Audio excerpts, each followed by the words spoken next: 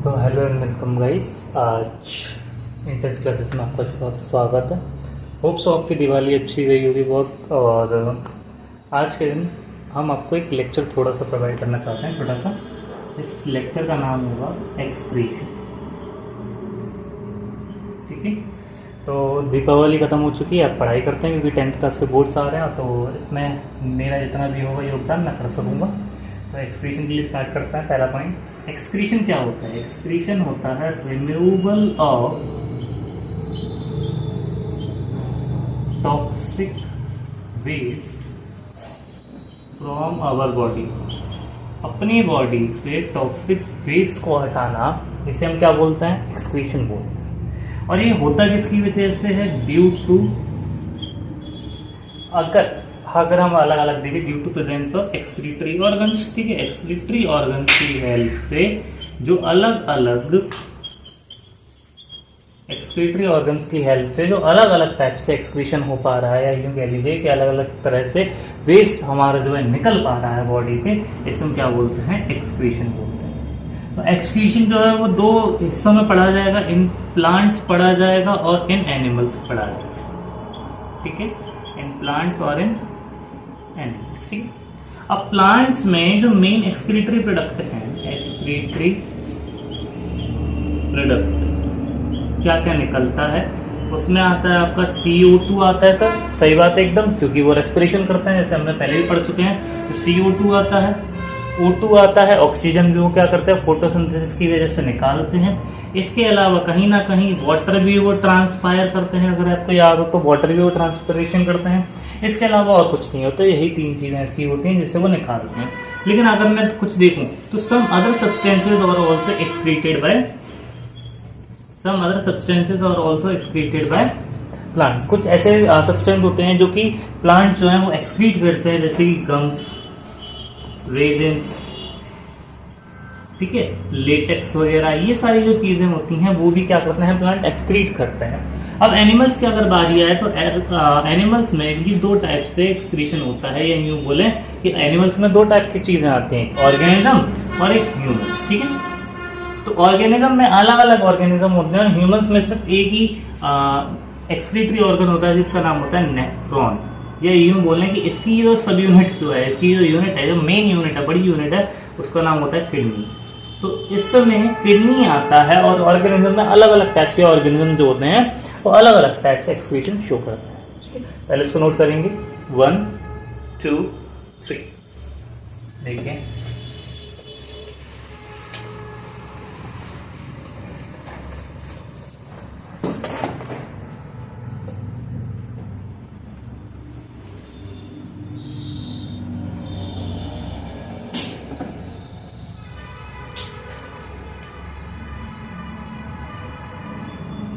देखिए, देखिए यहाँ पर क्या होगा? यहाँ पर जब हम ऑर्गेनिजम्स के अंदर पढ़ते हैं, इन ऑर्गेनिज्म, जब हम ऑर्गेनिज्म के अंदर पढ़ते हैं तो ऑर्गेनिज्म के अंदर क्या क्या चीजें आती हैं वो आप समझ लेते हैं कि क्या क्या कैसी कैसी चीजें हैं। तो देखिए, अगर मैं अर्थवॉर्म की बात करूं, अर्थवॉर्म के अंदर क्या होता है? अर्थवॉर्म के अंदर होते हैं आपके नेफ्रीडिया, और वो स्किन के थ्रू भी डिफ्यूजन की हेल्प से अपना एक्सक्रीशन कर लेता है। Amoeba, general body surface, GBS का मतलब जनरल बॉडी सरफेस, यानी कि वो अपनी बॉडी सरफेस की हेल्प से ही एक्सक्रीशन कर लेता है। जैसे कि हमने पहले भी पढ़ा हुआ था कि वो सूडोपोडिया बनाता है। सूडोपोडिया बनाने के बाद क्या करता है वो, कि अपनी ही जितना भी एक्सक्रीटरी प्रोडक्ट होता है और जो डाइजेस्टिव प्रोडक्ट होता है उसको क्या कर लेता है? बाहर निकाल देता है। और ह्यूमंस के अंदर तो हम ऑलरेडी पढ़ ही चुके हैं, ह्यूमंस के अंदर होता है नेफ्रॉन, जो मेन किडनी मेन यूनिट है, एक्सक्रीटरी यूनिट है। लेकिन ये किसके अंदर प्रेजेंट होती है? ये प्रेजेंट होती है किडनी के अंदर। ठीक है, अब इतना पढ़ते हैं। इसके अलावा प्लांट्स के बारे में जो हमने पढ़ा था वो अलग अलग होते हैं। प्लांट जो अपने पूरे बॉडी से क्या करता है? एक्सक्रीट करता है, जैसे कि लेंटिसिल्स से भी करता है वो लीव्स से भी करता है वो, और वो रूट्स से भी करता है। ठीक है, ये तीनों चीजों से वो करता है। मेनली लेंटिसिल्स होते हैं और इसके लीव्स होते हैं, रूट्स वगैरह इतना काम नहीं करते हैं। इसको नोट करेंगे, 1 2 3। अब ये सर लेंटिसिल्स क्या होते हैं, ये लीव्स क्या होती हैं, ये सारी चीजें समझा रहे हैं आप।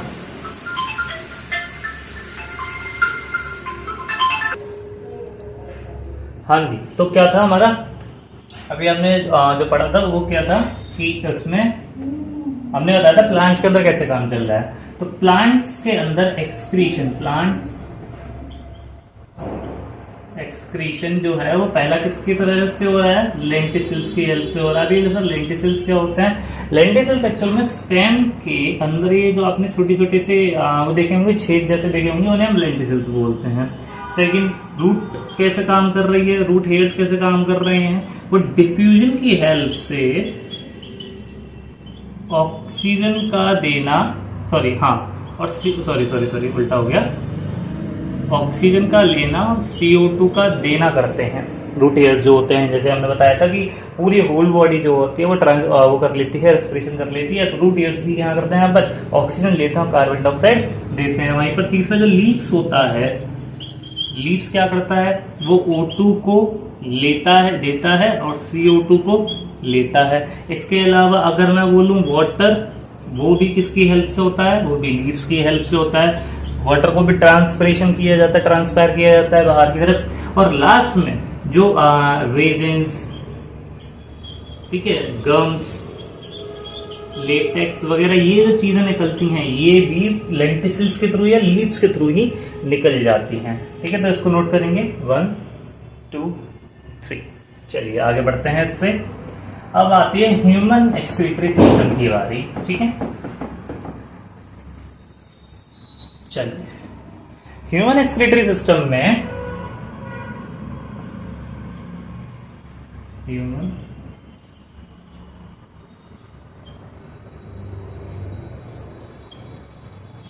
एक्सक्रीटरी सिस्टम में सबसे पहले हम ये पढ़ेंगे कि इस एक्सक्रीशन में होता क्या क्या है, मतलब इस एक्सक्रीटरी सिस्टम में होता क्या क्या है। हमारे पास पेयर ऑफ यूरेटर, 2 यूरेटर होती हैं। ठीक है, 1 यूरिनरी ब्लैडर, 1 यूरिनरी ब्लैडर होता है। ठीक है, 1 यूरेथ्रा, पेयर ऑफ किडनी, ये 4 चीजें होती हैं। 2 किडनी, 2 यूरेटर, 1 ब्लैडर और 1 यूरेथ्रा। ठीक है, ये 4 चीजें होती हैं। तो इसका डायग्राम कुछ ऐसे बनता है। ठीक है, देख लें आराम से। और फिर यहाँ पर एक यूरिनरी ब्लैडर लगता है और यहाँ पर बाहर की साइड से यूरेथ्रा हो जाता है। ये क्या है हमारी किडनी, ये क्या है यूरेटर, ये क्या है ब्लैडर और ये क्या है यूरेथ्रा। ठीक है, ये सारी चीजें होती हैं। तो इसको नोट करेंगे 1 2। चलिए अब आगे समझते हैं, किडनी के बारे में पढ़ लेते हैं थोड़ा सा, और बाकी सारी चीजें तो पढ़ी पढ़ाई हैं और क्या करेंगे। तो किडनी के बारे में पढ़ते हैं। ह्यूमन एक्सक्रीटरी सिस्टम में अब हम पढ़ने जा रहे हैं किडनी। तो किडनी हेडिंग डाल लीजिए आप। तो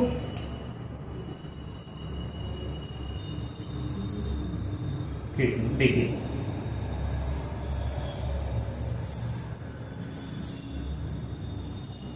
ठीक है,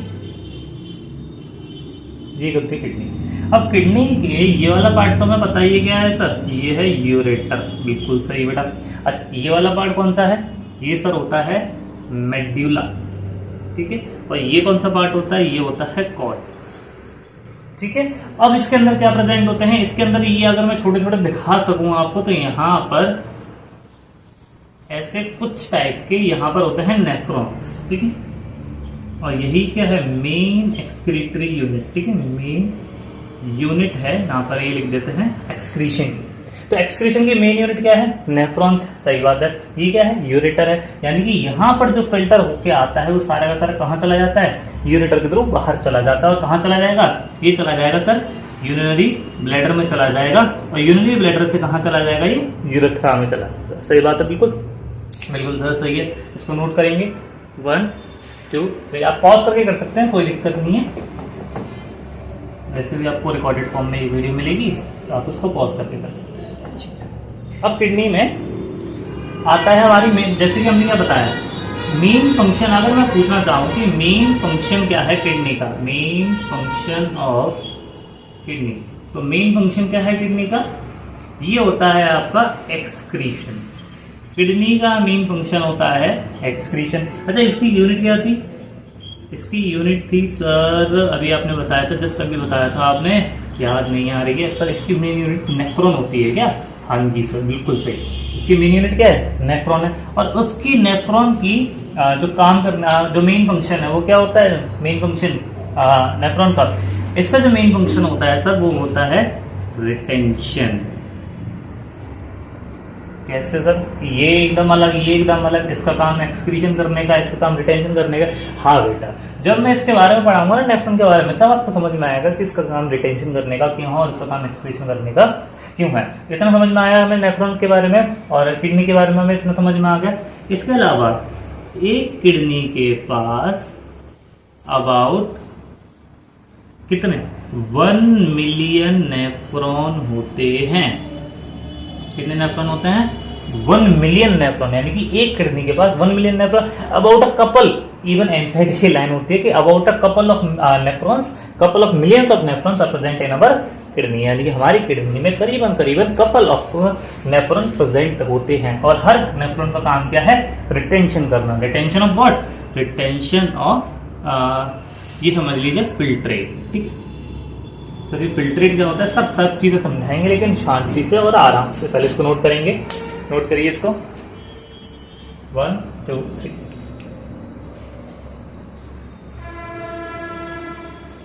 चलिए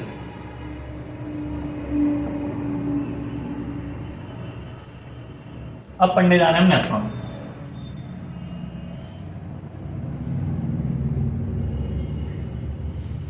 ठीक, देखिए जैसे हमने क्या बोला कि मेन किडनी यूनिट है, मेन एक्सक्रीटरी यूनिट भी यही होती है, रिटेंशन करने का काम भी यही है। इसका एक छोटा सा डायग्राम बना के दिखाता हूँ, पहले ये बताता हूँ। इसके पास देखिए होता है, इसके पास टोटल 5 पार्ट है। पहला इसके पास होता है ग्लोमेरुलस, ठीक है। दूसरा होता है इसके पास पीसीटी, तीसरा होता है इसके पास हेनले, हेनलेस लूप, चौथा इसके पास होता है डीसीटी, और पांचवा इसके पास होता है कलेक्टिंग डक्ट। सारे पार्ट दिखाएंगे डायग्राम के थ्रू, तब आपको समझ में आएगा। हेनलेस लूप 2 पार्ट्स में डिवाइडेड है, एक असेंडिंग और एक डिसेंडिंग, ठीक है। और बाकी कलेक्टिंग डक्ट और डीसीटी पीसीटी वगैरह सारी चीजें हैं क्या। अच्छा, ग्लोमेरुलस के अलावा कुछ होता है नहीं, अभी तो नहीं पढ़ेंगे, लेकिन हाँ 11th क्लास में आपको देखने के लिए मिल सकता है कि ग्लोमेरुलस के अंदर भी कुछ चीजें होती हैं जो अभी आपके काम की नहीं है। उसको नोट करेंगे 1 2 3। हाँ जी, तो हमने इस पे थोड़ा सा समझाने के लिए इसको टेढ़ा कर दिया है।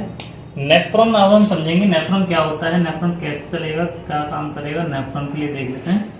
देखिए नेफ्रॉन जो है वो बनता है ऐसे। एनसीईआरटी ने इसको थोड़ा सा कॉम्प्लिकेट नहीं कहूंगा मैं, उसने एकदम एग्जैक्ट डायग्राम दिया, बट हम एग्जैक्ट नहीं बनाएंगे, हम बनाएंगे थोड़ा सा इसको समझने लायक, ठीक है। और एग्जैक्ट डायग्राम अगर आपको याद करना हो तो आप लोग एनसीईआरटी से देख सकते हैं, आपको इजी पड़ेगा काफी ज्यादा, और यहाँ से आपको समझने का इजी पड़ेगा, ठीक है। आपको यहाँ से जल्दी समझ में आ जाएगा कि सारी चीजें हैं क्या क्या, क्योंकि वो काफी ज्यादा कॉम्प्लिकेटेड है इस वजह से। देखिए ये पार्ट होता है आपका ग्लोमेरुलस, ठीक है। ये पार्ट होता है आपका पीसीटी, ठीक है। ये पार्ट होता है आपका डिसेंडिंग लूप ऑफ हेनले, जो हमने पहले भी पढ़ के रखा था अभी। ये आता है आपका असेंडिंग लूप ऑफ हेनले, ये आता है आपका डीसीटी, और ये आता है आपका कलेक्टिंग डक्ट सीटी। यहाँ पे मैं स्पेस नहीं है इस चक्कर में कलेक्टिंग डक्ट। अब होता क्या है, ये क्या है सर, ये दोनों, ये आती है आपकी इफरेंट आर्टरियोल, और ये क्या है आपकी अफरेंट आर्टरियोल। ठीक, अब देखिए होता है, सबसे पहले ब्लड आएगा यहां से, कहां से आएगा सर ये ब्लड आएगा यहां से, ठीक है। और ब्लड यहां पर आकर के क्या होता है, ड्यू टू हाई प्रेशर यहां पर आकर के वो फिल्टर होता है। क्या होता है, यहां पर आकर के फिल्टर होता है, और फिल्टर होने के बाद बाकी सारा ब्लड बाहर चला जाता है। इफरेंट का मतलब होता है लेकर जाना, अफरेंट का मतलब होता है लेकर के आना। तो यहां पर क्या हो रहा है, ब्लड आ रहा है, और यहां पर जो ब्लड आ रहा है इसका नाम होता है फिल्ट्रेट। मतलब इसका सर कि यहां पर जो ब्लड छन के आया है इसके अंदर प्रोटीन नहीं होगी और बाकी सारी चीजें इसके अंदर होती हैं, तो फिल्ट्रेट बनता है यहां पर। और इसी फिल्ट्रेट करीबन करीबन पता है कितना फिल्ट्रेट बनता है, यहाँ पर 180 लीटर पर डे फिल्ट्रेट बनता है। यानी हमारा ब्लड जो है वो 180 लीटर करीबन करीबन फिल्टर होता है सर 1 मिनट। हमारे अंदर तो 3, 3.5, 4 लीटर करीबन या 2.5 लीटर यही ब्लड होता है, तो 180 लीटर कहां से आया सर, ये बार बार फिल्टर हो रहा है। कितने बार बार फिल्टर हो रहा है, तो करीबन करीबन पूरे दिन के अंदर 180 लीटर फिल्ट्रेट, यानी कि 180 लीटर यहाँ पर फिल्ट्रेट बन जाता है। यानी कि बार बार ब्लड को आना और उसको फिल्टर होना, बार बार आना ब्लड का फिल्टर होना, ये करीबन 180 लीटर हो जाता है। सबसे पहले आएगा ये पीसीटी के पास। पीसीटी का फुल फॉर्म होती है प्रॉक्सिमल कॉन्वोल्यूटेड ट्यूब्यूल। क्या मतलब है, प्रॉक्सिमल कॉन्वोल्यूटेड ट्यूब्यूल, आगे लिखवा देंगे, कोई दिक्कत नहीं है। पर यहां पर ये क्या करती है सर, यहां पर ये करती है वाटर और सॉल्ट का रीएब्जॉर्प्शन। इसकी ट्रिक बताऊंगा थोड़ी देर में, पहले यहां पर क्या करेंगे कि यहां पर क्या करती है, वाटर और सॉल्ट का रीएब्जॉर्प्शन करती है। आया समझ में, यहाँ पे क्या कर रही है, वाटर और सॉल्ट का रीएब्जॉर्प्शन कर रही है। जब ये नीचे जाएंगे यहां पर अब क्या कर रही है सर, ये वाटर का रीएब्जॉर्प्शन कर रही है, तो इसको हम बोलते हैं डिसेंडिंग लूप ऑफ हेनले। ठीक है, क्या हो रहा है सर, रीएब्जॉर्प्शन हो रहा है सर, ये मतलब फिल्ट्रेट में से चीजें निकाली जा रही हैं। क्यों, क्योंकि इतना अब 180 लीटर फिल्ट्रेट बना है, सोचिए अब 180 लीटर फिल्ट्रेट अगर बना है तो उसका काम तो खराब हो ही जाना है। तो 180 लीटर फिल्ट्रेट मतलब अगर पूरी बॉडी में सारे कुछ निकल ही जाएगा तो क्या मतलब होगा, तो 180 लीटर फिल्ट्रेट में से आपको क्या हो रहा है, पहले वाटर निकाल लिया, सॉल्ट निकाल लिया, अब यहाँ पर दोबारा से डिसेंडिंग लूप ऑफ हेनले ने क्या कर लिया, दोबारा से वाटर निकाल लिया। असेंडिंग लूप ऑफ हेनले क्या करती है, दोबारा से सॉल्ट निकालती है। क्या करती है, सॉल्ट निकालती है। इसके बाद डीसीटी पे आओ, डीसीटी पीसीटी का भाई जैसा लग रहा है, distal proximal convoluted, convoluted T मतलब ट्यूब्यूल दोनों में, ठीक है एकदम सही बात है। ये दूर का भाई, ये पास का भाई, पी से पास, डी से दूर, ठीक है, ये पास का भाई, दूर का भाई, तब दोनों ही सेम जैसे लग रहे हैं। तो क्या होगा, ये भी क्या कर रहा होगा, ये भी जल और सॉल्ट दोनों निकाल रहा होगा, बिल्कुल सही बात है सर, निकाल रहा होगा ये, ठीक है। अब इसके बाद जब चीजें दोबारा आती हैं, अब यहां से यहां आएगा कलेक्टिंग डक्ट। अब सुनना यहां पर क्या होगा, यहां पर ये जल निकालेगा, बिल्कुल, क्योंकि सबसे बड़ा भाई है करना, सबसे बड़ी चीज है ये, सॉल्ट भी निकालेगा और ये क्या होगा, ये यूरिया भी निकालेगा। अब देखिए होता क्या है समझिएगा, यहाँ पर ये होता है कि हमारा जो फिल्ट्रेट आता है बन करके, हमारा जो ब्लड फिल्ट्रेट होता है बन करके, इस फिल्ट्रेट में सबसे पहले पीसीटी के अंदर वाटर और सॉल्ट दोनों ही निकलते हैं। क्यों, क्योंकि यहाँ पर हमें बनानी पड़ती है एक आइसोमेरिक कंडीशन या आइसोटोनिक कंडीशन। ये समझ लीजिए कि ब्लड के अंदर क्या प्रेजेंट होता है, यूरिया प्रेजेंट होता है, ठीक है। बस यूरिया को हमें क्या करना है, निकालना है, क्योंकि यूरिया क्या है, टॉक्सिक है बहुत ज्यादा, क्योंकि अभी मैं थोड़ी देर में पढ़ाने वाला हूँ आपको, यूरिया क्या है, टॉक्सिक होता है बहुत ज्यादा, ठीक है। तो अब यहाँ पर क्या हुआ, इसने क्या निकाला, पानी निकाला, सॉल्ट निकाला, यूरिया तो निकाला नहीं, तो इसको अभी दिक्कत होगी।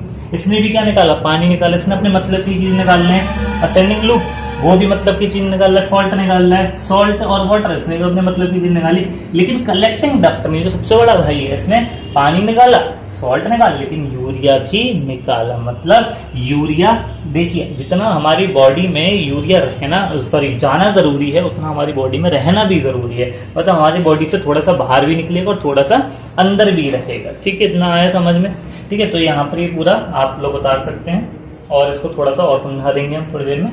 इसको उतारिए 1।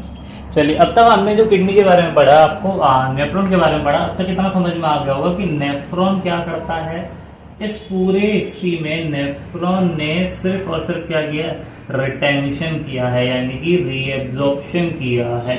यानी कि एक तरह से समझ सकते हैं कि करीबन करीबन इसने सारी चीजों को क्या किया, एब्जॉर्ब किया, रीएब्जॉर्प्शन।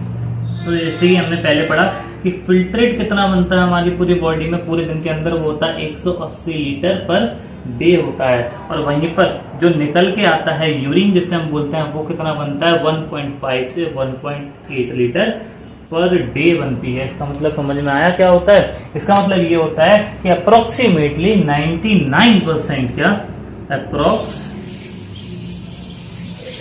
99% ऑफ फिल्ट्रेट रीएब्जॉर्ब होता है, यानी कि 99% रीएब्जॉर्ब।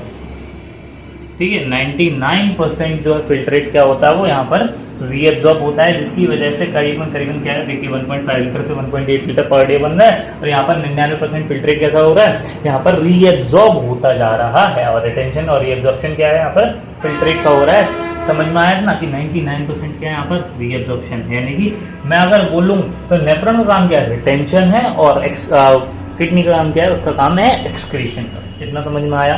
इतना कल क्लियर हुआ? अब समझते हैं, देखिए जो ह्यूमंस हैं या ये एनिमल्स है ना, वो 3 टाइप से अपना सारा का सारा वेस्ट को निकालते हैं। पहला निकालते हैं ये अमोनिया की फॉर्म, ठीक है, अमोनिया की फॉर्म में निकालते हैं। दूसरा निकालते हैं ये यूरिक एसिड की फॉर्म में, और तीसरा निकालते हैं ये यूरिया की फॉर्म में। अलग अलग होते हैं, जैसे हमने पहले भी पढ़ा था कि एम्फीबियंस, एप्स, रेप्टाइल, मैमल्स ऐसे होते हैं। अमोनिया के अंदर आते हैं हमारे फाइसिस, अमोनिया फाइसिस आते हैं। यूरिक एसिड के अंदर आते हैं एप्स, और यूरिया के अंदर आते हैं ह्यूमन। फिर बाकी सारे कहाँ गए? फाइसिस के साथ एम्फीबियंस जो होते हैं वो भी यहाँ पर आ जाते हैं, और एप्स के साथ रेप्टाइल्स भी यहाँ पर आ जाते हैं। ठीक है, ये सारी चीजें होती हैं। अब देखिए होता क्या है, अमोनिया क्या होता है, यूरिक एसिड क्या होता है, यूरिया क्या होता है, इसको हम पढ़ेंगे अभी। इसको नोट करेंगे 1 2 3। ठीक है,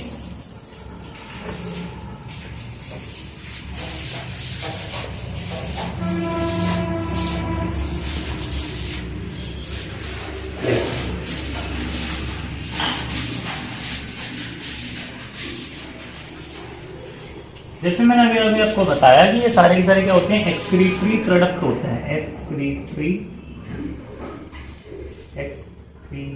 सॉरी गलत हो गया,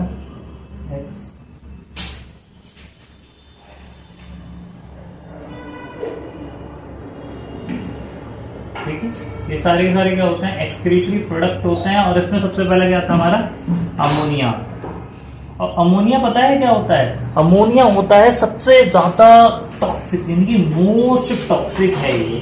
अगर ये बॉडी में रहे तो ये इंसान को, उस जानवर को ये क्या कर सकता है, खत्म कर सकता है। अमोनिया क्या सबसे ज्यादा टॉक्सिक है, और इसको एलिमिनेट करने के लिए, फॉर एलिमिनेशन, इसको एलिमिनेट करने के लिए बहुत ज्यादा वाटर की रिक्वायरमेंट होती है, वाटर मोर रिक्वायर्ड। ठीक है, बहुत ज्यादा वाटर की रिक्वायर होती है। दूसरा आता है हमारा क्या, यूरिक एसिड। बहुत ज्यादा वाटर की रिक्वायर है तो किसके पास होगा, पानी वाले एनिमल्स के पास होगा, यानी कि मछलियों और एम्फीबियंस के पास होता है। दूसरा आता है हमारा यूरिक एसिड। यूरिक एसिड क्या होता है, ये आपका लीस्ट टॉक्सिक है। ठीक है, सबसे कम टॉक्सिक होता है, लीस्ट टॉक्सिक याद रखिएगा, सबसे कम टॉक्सिक होता है। और इसको एलिमिनेशन, फॉर एलिमिनेशन, ठीक है, इसको सबसे कम पानी की जरूरत होती है, यानी कि लीस्ट वाटर रिक्वायरमेंट होता है, सबसे कम पानी की रिक्वायरमेंट होती है इसी को। ठीक है, रेप्टाइल्स और एप्स को पानी की सबसे ज्यादा कम जरूरत होती है अपने एक्सक्रीशन को परफॉर्म करने के लिए। और तीसरा आता है यूरिया। यूरिया जो होता है वो मॉडरेट टॉक्सिक होता है, मॉडरेट टॉक्सिक। ये जो है वो बीच का टॉक्सिक है, ज्यादा टॉक्सिक नहीं है। और इसके एलिमिनेशन के लिए, सीधी सीधी बात है, इतनी देर से समझ में आ रहा होगा, इसके एलिमिनेशन के लिए, फॉर एलिमिनेशन, ठीक है, एलिमिनेशन, यहाँ पर क्या चाहिए होता है, मॉडरेट, क्या चाहिए होता है, जल चाहिए होता है इसको एक्सक्रीट करने के लिए। यहाँ पर क्या चाहिए, मॉडरेट जल चाहिए। यहाँ पर यूरिक एसिड को कब सबसे कम है तो सबसे कम पानी चाहिए, और अमोनिया सबसे ज्यादा है, सबसे ज्यादा पानी इसको निकालने के लिए, इसको एक्सक्रीट करने के लिए, इसको एलिमिनेट करने के लिए रिक्वायर्ड होता है। इसको नोट करेंगे। जैसे कि अभी हमने थोड़ी देर पहले पढ़ा था आपके लिए, आपके बारे में कि यहाँ पर क्या हो रहा था, मैंने आपसे बोला था इसकी एक ट्रिक बताऊंगा। तो यहाँ पर मैं वो ट्रिक बताने जा रहा हूँ, किसके लिए सर, वो याद करने के लिए। सबसे पहले क्या हो रहा था, वाटर और जल दोनों एक साथ निकल रहे, दूसरे में सिर्फ वाटर निकल रहा था, वाटर सॉल्ट, जल तो सर एक ही चीज होती है। तीसरी बार में सॉल्ट निकल रहा था, ठीक है, और चौथे वाले में वाटर और सॉल्ट एक साथ निकल रहे थे। चौथे वाले में वाटर, सॉरी अगले वाले में वाटर, सॉल्ट और यूरिया भी निकला था। सही बात है, एकदम बिल्कुल सही बात है। अब देखिए होता क्या है, जब भी कभी वाटर और सॉल्ट एक साथ निकलते हैं तो हम उसे बोलते हैं आइसोटोनिक कंडीशन। आइसोटोनिक आपने केमिस्ट्री के अंदर पढ़ के रखा हुआ 9th क्लास में। आइसोटोनिक क्या होता है, जहां पर आपकी सेम कंडीशन बन जाए, मतलब बाहर और अंदर सारी चीजें सेम हो। तो ये कब बनती है, जब वाटर और सॉल्ट एक साथ निकलते हैं या वाटर और सॉल्ट एक साथ निकाले जाते हैं किसी भी बॉडी से, तब क्या बनती है, आइसोटोनिक कंडीशन बनती है। अब आपने क्या किया, सिर्फ वाटर ही वाटर निकाल लिया, लेकिन वहां पर सिर्फ क्या रहने दिया, हाइपरटोनिक कंडीशन रहनी थी। मतलब क्या हुआ, यहाँ पर सिर्फ गाढ़ा गाढ़ा चीजें रहनी थी। जब आपने सॉल्ट निकाल लिया तो क्या हो गया, यहाँ पर वहां पर बन गई सिर्फ पानी वाली कंडीशन, और यहाँ पर क्या बन गया, हाइपोटोनिक बन गया। यहाँ पर फिर से आइसोटोनिक हो गया मामला पानी, क्यों, क्योंकि अभी हमने पहले भी पढ़ के रखा था। और ये तो एकदम आइसोटोनिक हो ही जाता है, क्योंकि हमें लास्ट में क्या लेकर आना होता है, आइसोटोनिक कंडीशन लेकर के आनी होती है। और ये आइसोटोनिक कंडीशन किसके निकलने की वजह से बनती है, यूरिया के निकलने की वजह से बनती है। तो हम कैसे आप कर सकते हैं इसको, आइसो, हाइपर, हाइपो, आइसो और आइसो, ठीक है। कैसे आप कर सकते हो आप इसको ट्रिक को, सबसे पहले पीसीटी में क्या निकल रहा है, आइसो कंडीशन निकल रही है, यानी कि दोनों निकलेंगे।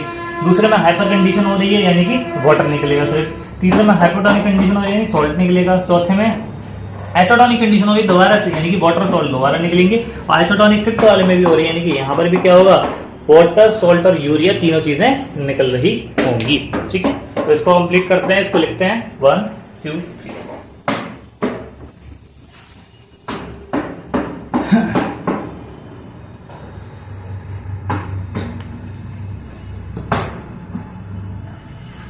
अब देखिए, यहां पर जो फिल्ट्रेट होने के बाद जो प्रोड्यूस हुआ था उसको हमने क्या बोला था, यूरिन बोला था। अब ये यूरिन क्या होता है, ये होता है येलो विस्कस फ्लूइड, ठीक है, ये येलो कलर का होता है। अब येलो क्यों होता है, ड्यू टू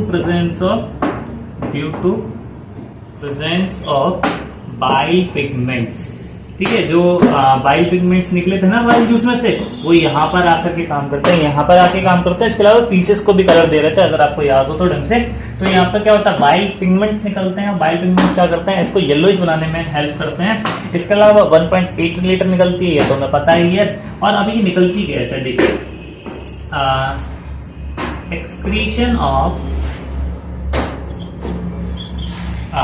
यूरिन, इसको हम क्या बोलते हैं, मिक्यूरेशन बोलते हैं, मिक्यूरेशन। क्योंकि ये पुराने क्वेश्चन में आ चुका है, मतलब पुराने पेपर्स में आ चुका है, P/Q बन के आया था ये। तो इसको हम लिख सकते हैं, मिक्यूरेशन क्या होता है, यूरिन का एक्सक्रीशन, यानी यूरिन का निकलना ही मिक्यूरेशन बोला जाता है। इतना आया हमें समझ में, चलिए आगे समझते हैं। चलिए, यूरिन हो गया हमारा कंप्लीट, मिक्यूरेशन हो गया। अब 1.8 लीटर निकलता है, ये समझ लेते हैं। इसको 1.8 लीटर करीबन निकलता है ऑफ यूरिन प्रोड्यूस, ठीक। अब इसके बाद जो हम पढ़ने जा रहे हैं उसका नाम है हीमोडायलिसिस, ठीक है। हीमोडायलिसिस एक नया टॉपिक है, ये समझ लीजिए। इसी के अंदर एक नया छोटा सा एक पार्ट है, वो इसको हम कंप्लीट करते हैं। तो इसको उतारेंगे 1 2 3। अब लास्ट और सबसे मोस्ट इम्पोर्टेंट टॉपिक है इस चैप्टर का, क्योंकि क्वेश्चन उसी में से ही आते हैं ज्यादातर, नहीं तो मतलब तो मैंने काफी कम क्वेश्चन देखे हैं, तो इस पे ज्यादा ध्यान नहीं दिया था। लास्ट टॉपिक है एक्सक्रीशन टॉपिक का, वो है हमारा क्या, हीमो डायलिसिस, ठीक है। इसको हम डायलिसिस के नाम से भी और जानते हैं, और डायलिसिस के नाम से भी जानते हैं। डायलिसिस के नाम से क्या जानते हैं, देखो, हीमोडायलिसिस का मतलब होता है ब्लड का प्योरिफिकेशन। डायलिसिस का मतलब क्या होता है, पहले तो प्योरिफिकेशन। अब हीमो का मतलब होता है ब्लड, ठीक है। तो प्योरिफिकेशन ऑफ ब्लड करना, यानी कि ब्लड को प्योरीफाई करना, इसे हम क्या बोलते हैं, हीमोडायलिसिस बोलते हैं, ठीक है।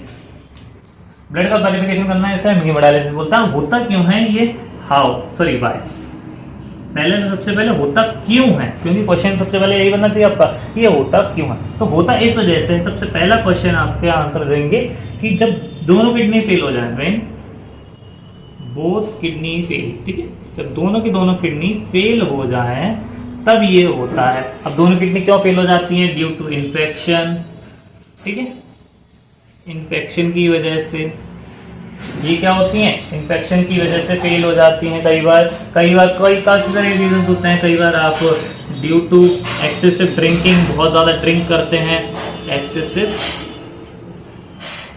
है इतनी गंदी, एक्सेसिव ड्रिंकिंग, आप बहुत ज्यादा पीते हो, ठीक है सर, हम नहीं पीते, मतलब और कोई लोग जो पीते हो बहुत ज्यादा। इसके अलावा ड्यू टू एक्सीडेंटल डैमेज की वजह से हो जाता है, एक्सीडेंटल डैमेज।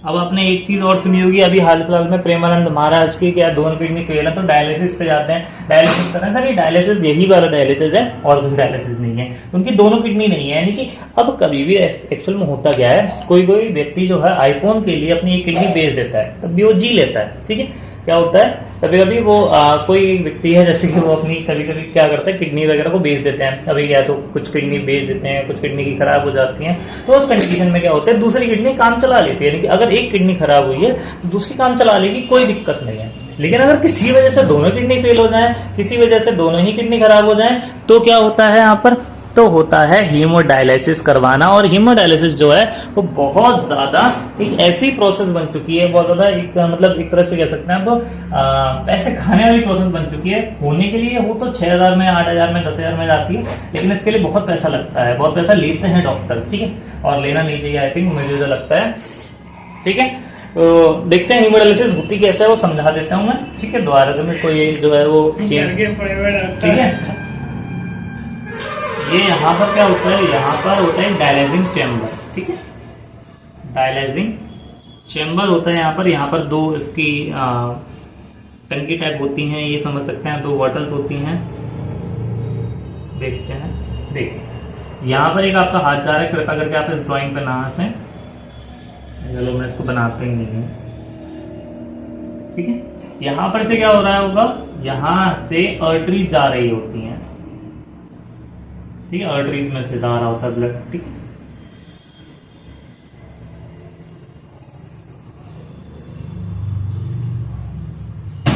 यहाँ पर वेन के थ्रू, ये क्या है, वेन है, ये क्या है, आर्टरी है, ठीक है। ये क्या है, डायलाइजिंग चैम्बर है, जैसे अभी हमने बताया, डायलाइजिंग चैम्बर है ये क्या है, ये होती हैं आपकी ऐसे समझ लीजिए इनको, ये बोटल्स हैं, ये यूं समझ लीजिए फ्लूइड होते हैं, फ्लूइड जो कि एग्जैक्ट सेम ब्लड होता है इनके अंदर, मतलब ब्लड के जैसा ही कंपोजिशन होता है सेम। इससे हम बोलते हैं सेलोफेन ट्यूब, सेलोफेन ट्यूब मतलब वो ट्यूब जिसके अंदर ब्लड हमारा जाएगा, और इसके ऊपर एक मेम्ब्रेन होती है जो कि सेमी परमेबल मेम्ब्रेन होती है, और आपको समझ में आ रहा होगा ये मेम्ब्रेन क्यों होती है। देखते हैं, देखिए, ठीक है, ये क्या होती है, ये होती है सेलोफेन